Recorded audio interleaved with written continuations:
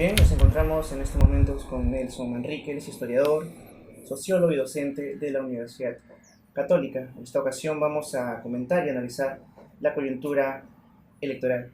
¿Cómo está, señor Nelson? Buenas tardes.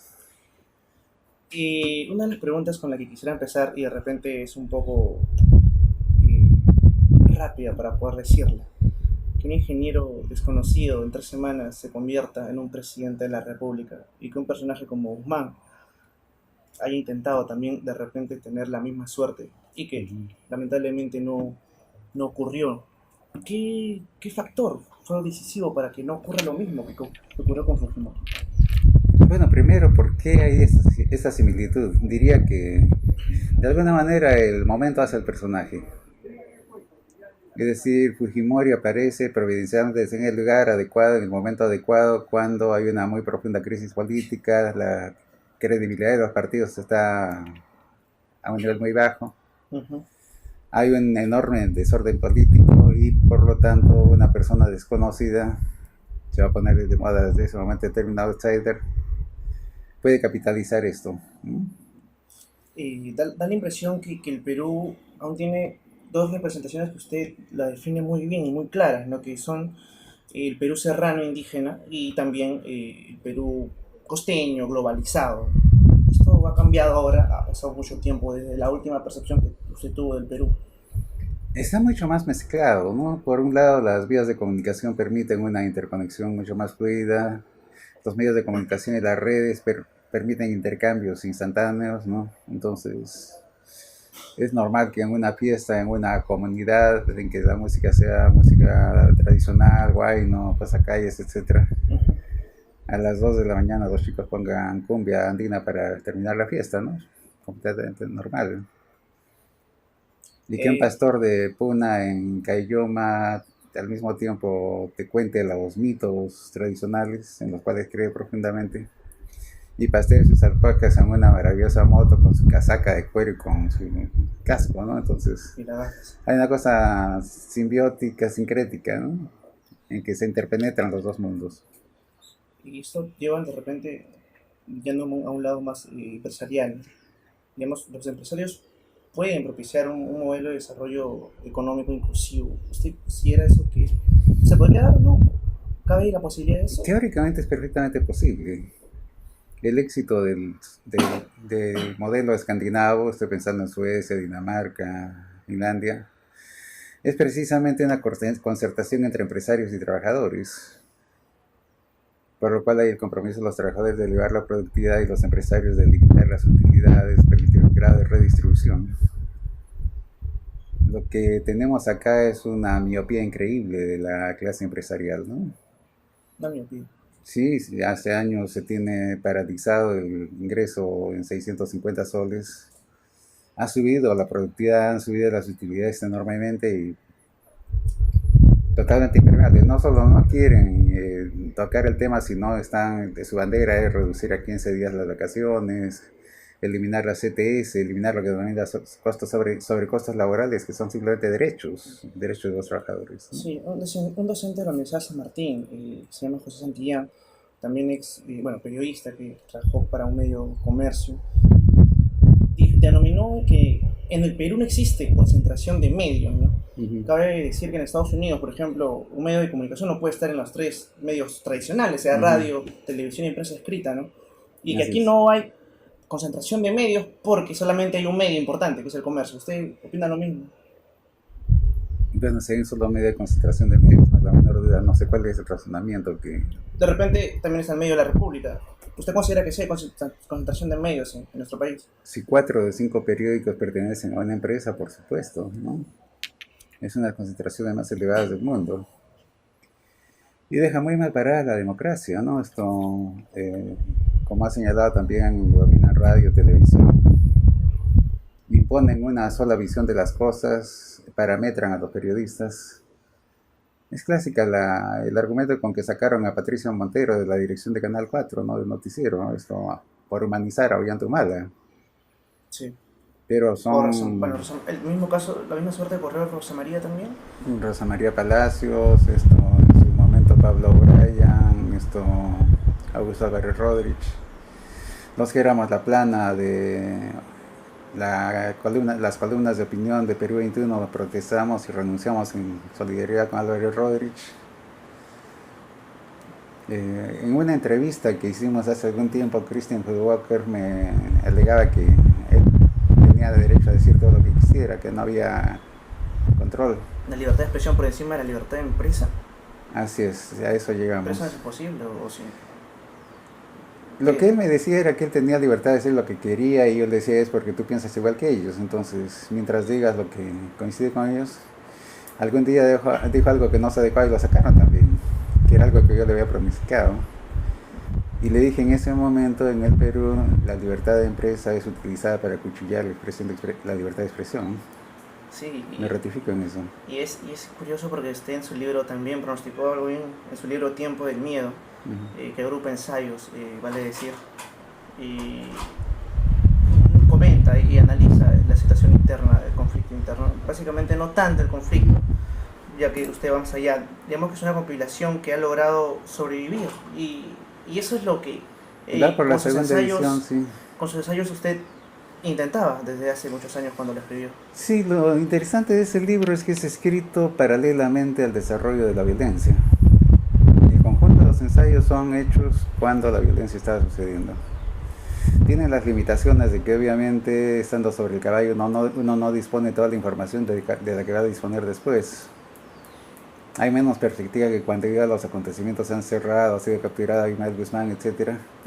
Pero tiene la ventaja de la inmediatez, escribir desde dentro de lo que está pasando y tratar de entender desde la limitada información que uno tiene. El contexto histórico de su libro, y quisiera hacer esta pregunta porque me parece muy importante. ¿Con qué partido se inició lo que usted llama la destrucción de la institucionalidad, tomando en cuenta el libro Tiempo del Miedo? Ya había una crisis en marcha. La década de los 80 es década de crisis, está la violencia política y sendero, pero también hay un conjunto de crisis mayores, ¿no? La crisis económica, la hiperinflación de Alan García, entra en crisis el sistema de representación, los partidos colapsan,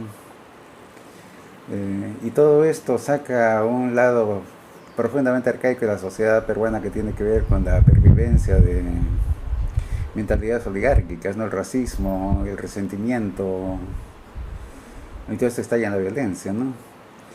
Ese es el contexto en el cual se preparan las condiciones. La corrupción aprista ayuda mucho, pero quien termina de descomponer eso es Alberto Fujimori. Giovanni Sartori dijo que los partidos, digamos, los únicos países que no tuvieron crisis de representatividad, que usted lo enfatiza muy bien en su libro, han sido los países con, digamos, gran temas parlamentarios definidos, ¿no? Perú no tiene eso. No, somos un país con muy profundas desigualdades y donde no se hace por reducir esas desigualdades, ¿no? ¿Cuándo nos sentimos peruanos? Cuando tenemos un enemigo en común. ¿Quién sería ese enemigo en común? El enemigo en común arquetípicamente ha sido Chile, ¿no? Chile nos convierte realmente en peruanos, mucho más que la guerra de independencia. ¿Usted comparte la percepción que tenía González Prada de los chilenos en su libro Páginas Libres, por ejemplo? Una posición muy marcada, muy profunda, muy sentimental. Claro, pero lo de González Prada va más, hay una reacción rencorosa, revanchista, ¿no? Más de un siglo después, a mí lo que me interesa es qué pasa con los peruanos, ¿no? Sí. Es decir, Chile ganó la guerra, tenía superioridad tecnológico-militar, dominaba el mar, etcétera, pero principalmente son como diría Basadre, el estado empírico y el abismo social lo que explica lo que sucedió, ¿no? Sí, si cambiamos, digamos, las encuestas que hoy se están dando a nuestros candidatos de Keiko Estrada, y lo cambiaríamos por los medios de comunicación, ¿no? Usted sabe que ahora el poder fáctico y el poder económico están jugando roles importantes en este proceso electoral. Si tuviera que cambiar, en vez de poner de una numeración del 1 al 5 los candidatos por medios de comunicación, ¿quién se ocuparía el quinto lugar para usted? ¿En presencia en los medios? Definiendo un medio de comunicación en específico. Bueno, en los medios de la concentración, Verónica ocupa el puesto número 5, ¿no? por cada 10 noticias que daban de Guzmán y ahora de Barnechea dan una de Verónica Mendoza. Y esto porque ya ella se ha vuelto noticia, ¿no? Han hecho lo imposible por hacerlo invisible. Y ahora mismo el desfase es muy profundo, ¿no? Una de las campañas importantes del fujimorismo y se está dando ya en estas 2 últimas semanas, y es curioso la velocidad con la que están creando estos montajes, estas campañas de victimización a raíz de la antipatía, bueno, no llamémosle antipatía, el descontento de la población en Cusco, en Huancayo, donde simpatizantes de Lima, donde están expresando un rechazo contra Keiko Fujimori, ¿no? Y estas campañas, digamos, de contrarrespuesta se están dando, como por ejemplo la exposición difusa de uno de sus candidatos al Congreso, tratando de relacionarlo con el terrorismo, con MRTA. ¿Cómo ve usted ese montaje? Eso se va a recrudecer en las próximas semanas, ¿no? El fujimorismo se ha movido históricamente manejando los miedos. Miedo al retorno del terrorismo, la mano dura como garantía, seguridad, etcétera, ¿no? Pero que estemos discutiendo eso ahora mismo es un cambio cualitativo de una semana a otra, ¿no? Estaba en un intercambio en Facebook con un conjunto de personas y les decía, no sé si se dan cuenta que estamos discutiendo sobre las posibilidades de Verónica Mendoza en la segunda vuelta, algo que no estaba en el radar, no estaba en el horizonte hace 4 días, ¿no? Sí. Creo que no se le esperaban y ahí hay 2 cosas que tienen que alarmar particularmente a los humoristas. Primero, que incluso Verónica Mendoza, que sería vista como la radical dentro de todo el equipo, pierde en la última encuesta de Ipsos frente a Keiko por 5 puntos, de 43 a 38. 2 cosas ahí, no, primero se ha roto el miedo frente a la izquierda, de otra manera no llega al 38%. Segundo, que Verónica está en tendencia ascendente y muy fuerte, mientras que en el caso de Keiko, en la misma encuesta, el antivoto ha subido de 40 a 44%. Ahora, la victimización, hay una serie de rumores que están corriendo, ¿no? El grupo No a Keiko ha sacado un pronunciamiento diciendo que tienen información fidedigna, que esto puede llegar incluso a autoatentados, sí, para atribuir a los sectores radicales que atentan contra los el Partido Fujimorista dice que los responsables son ese colectivo, no Keiko, cuando no es así. Así es. Pero bueno, es parte de lo que se va sintiendo en el ambiente, ¿no? Y la victimización es una espada de 2 filos, ¿no? Si funciona te puede ir muy bien, pero si no funciona aparece con una imagen de debilidad que disuade a quienes estaban entre los indecisos, que eventualmente votarían por Keiko, pero no están seguros, ¿no? Y esa imagen de debilidad la proyecta muy bien Alan García, ¿no? Agresiones, insultos, bueno, desesperación. Con sus propias palabras, esto es un desastre, ¿no? Lo que él dice en Chimbote. Para él esto es así. Ya para él ya no es la presidencia, sino evitarse la humillación de ser el que lleve a APRA a perder su inscripción electoral. Y ahí acaban de hacer una movida, ¿no? Esto, de acuerdo a la ley electoral, debiera tener 7% para mantener la inscripción electoral. Acaban de conseguir, entiendo, con el Jurado Nacional de Elecciones, que le reduzcan a 5%, de acuerdo a la ley anterior, ¿no? ¿Usted cree que Lourdes decidió ser su vicepresidenta para intentar acabar con quien alguna vez le quitó ese gran paso de repente a ser presidenta? Suena maquiavélico, pero si fuese sería un golazo. De proyectarse una segunda vuelta entre Keiko Fujimori y Verónica Mendoza, se repite algo que usted llama un patrón colonial, que de repente es interesante porque esto ocurrió con Ollanta. Ahora, es interesante porque por primera vez tendríamos una elección y 3 se definen entre 2 mujeres. Y 2 mujeres que representan algo tan distinto, ¿no? Usted también dijo que se dividía tanto en partes del país, como lo dijo en una entrevista a Telesur, si no mal no recuerdo, que Ollanta representaba cierto grupo y Keiko representaba cierto grupo. Y un amigo historiador en la elección del 2011 me hacía notar, mira la extensión del alzamiento de Túpac Amaru del siglo XVIII, mira la votación de Ollanta y coincidían.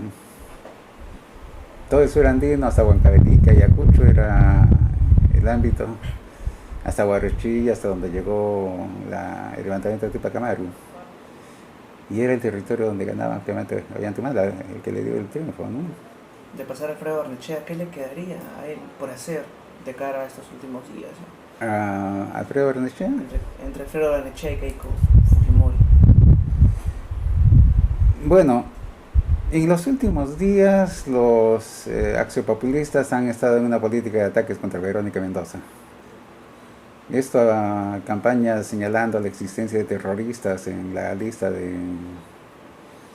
El Frente Amplio comenzó por Acción Popular, no por Víctor Andrés García Belaúnde.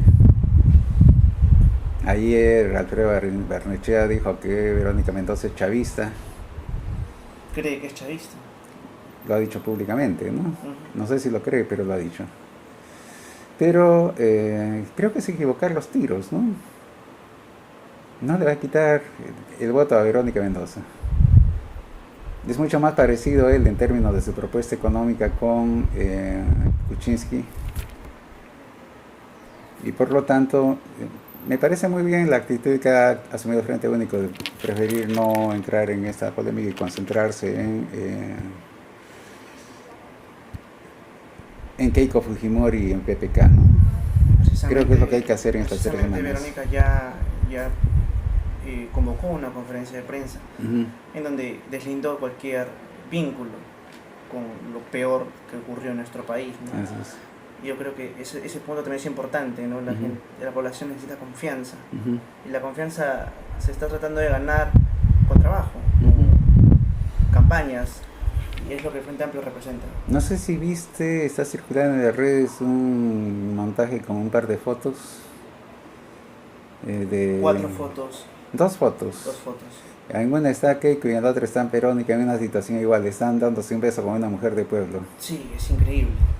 La acogida de Verónica, la calidez y la cara de disgusto de sacar la cara al veto de Keiko, sacar la cara al beso por parte de Keiko, ¿no? Se siente mucho, ¿no? Los mismos lugares donde hay manifestaciones contra Keiko, donde le han impedido hacer mítines, Verónica tiene una acogida enorme. Bueno, mira Huancayo, mira Arequipa, Cusco, San Juan del Lurigancho, ¿no? Sí, y esto ya creo que está, como usted dice, en crece. Cambiando un poquito de tema, una pregunta que también de repente nos lleva a pensar. ¿Por qué renunció al doctorado honoris causa de la Universidad César Vallejo? No quiero pensar que sea por coyuntura política, porque considero que no lo es. De repente por ética profesional, universitaria, ¿por qué?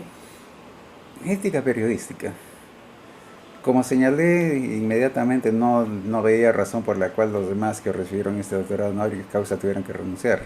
Toledo incluso. Sí. En mi caso en particular, también hago el periodismo y entraba una crítica frontal a lo que representaba el señor César Acuña.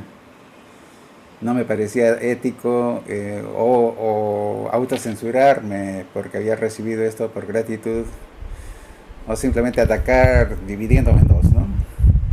Me pareció que era mejor devolver el doctorado honoris causa y mantener la independencia para poder opinar como quisiera. Se rumoreó que incluso recibió dinero, lo cual usted... No había un centavo de por medio. Lo que me dieron en concreto fue un diploma y una medalla. Usted, no, ni un centavo. Corrió en las redes que habían 50.000 soles, no, ni un solo centavo. Ni un solo centavo. Y justamente, hablando de Acuña, el tema de Spot, por ejemplo, ¿no? Y no sé si usted lo ha logrado ver más de una vez, pero trata de exponer cierto racismo hacia un candidato que, por ser una persona que se inició desde abajo y a tener tantos embates en la vida y ha logrado lo que tiene ahora. Pero usted es básicamente una representación de una lucha contra el racismo, contra su persona, contra el indígena. Bueno, usted es provinciano, no quiero decir que todos los provincianos somos iguales. No, está muy bien. Lo que creo que esto explica el éxito inicial de César Acuña. Lo que tú señalas, el fenómeno de identificación, ¿no? Es una persona como nosotros, tiene el mismo rostro, ha pasado por circunstancias semejantes y dónde ha llegado, ¿no? Es un modelo de imitar. ¿La nueva clase media? Sectores clase media emergente, sin duda, ¿no? Pero luego termina siendo un pícaro, ¿no? Sí. Entonces somos eso, ¿no? No. Cuando él reivindica su carácter provincial, yo pregunto, ¿todos los provincianos plagiamos? ¿Todos los provincianos hacemos fraude? ¿No? Y es ahí donde se rompe la identificación, ¿no? Algunos denominan que César Acuña es el producto de lo que el fujimorismo dejó. ¿Usted ve eso? Sí, es Típico. el fujimorismo en términos de la imposición del neoliberalismo, no solo como modelo económico, sino como mentalidad, ¿no? El todo vale, el hacer cortar camino, el zurrarse en la ética, la utilidad inmediata, ¿no? Eso es lo que representa César Acuña. Candidatos que... Me alegra mucho y quisiera mencionarte una cosa. Desde hace unos 3 o 4 años he estado haciendo campaña contra la corrupción. Cuando apareció lo de los petroaudios, cuando se robaron 20 toneladas del archivo del Ministerio de Salud a pocos días de que salió del Ministerio Hernán Garrido Leque, etc. Y había un silencio en general de todos los analistas.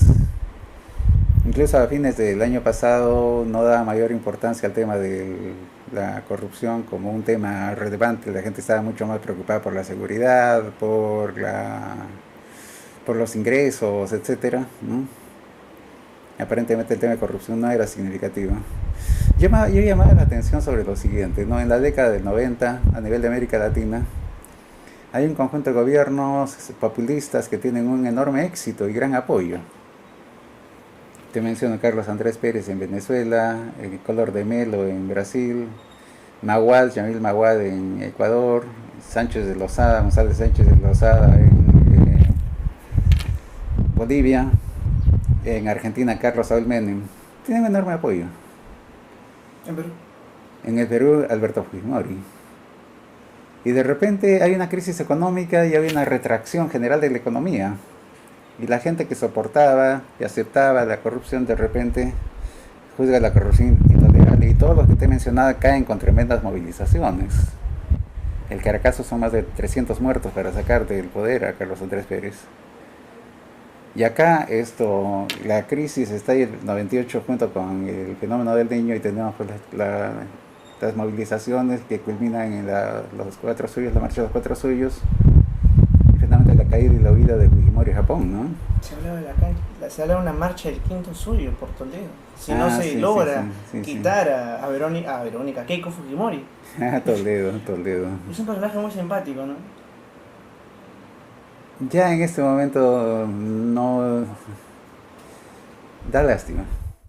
Muchas gracias, Nelson, de verdad. Y considero que el gran aporte que le das a nuestro país es importante para seguir nosotros preguntándonos por qué hay tanta corrupción y tratar de ver la forma y dejar y de olvidar esa pregunta, por qué se jodió el Perú, y preguntarnos cuándo el Perú se va a arreglar. Si me permites, quisiera redondear la idea final. Claro, adelante. La corrupción termina siendo aceptable cuando hay recursos económicos, hay expansión económica y hay posibilidad de redistribuir. El roba pero hace obra, ¿no? Me deja un poquito. Pero cuando hay una retracción económica, cuando el ciclo de expansivo termina, que es lo que ha pasado en este momento, no hay posibilidad de redistribuir. Y entonces la corrupción es: me están robando lo que no tengo. Y creo que es eso lo que ha vuelto a poner el tema de la corrupción y el tema ético en primer lugar en esta campaña, ¿no? Y esas son las noticias tanto para Keiko Fujimori como para Alan García. Una última pregunta, ¿vas a votar por Verónica Mendoza este 10 de abril? Sí, lo he dicho públicamente en mi columna, ¿no? Trato de ser leal con mis lectores, planteo abiertamente mi posición. Podemos estar de acuerdo, discrepar, pero me parece más ético poner las cosas abiertamente. Muchas gracias. Bueno, gracias a ustedes.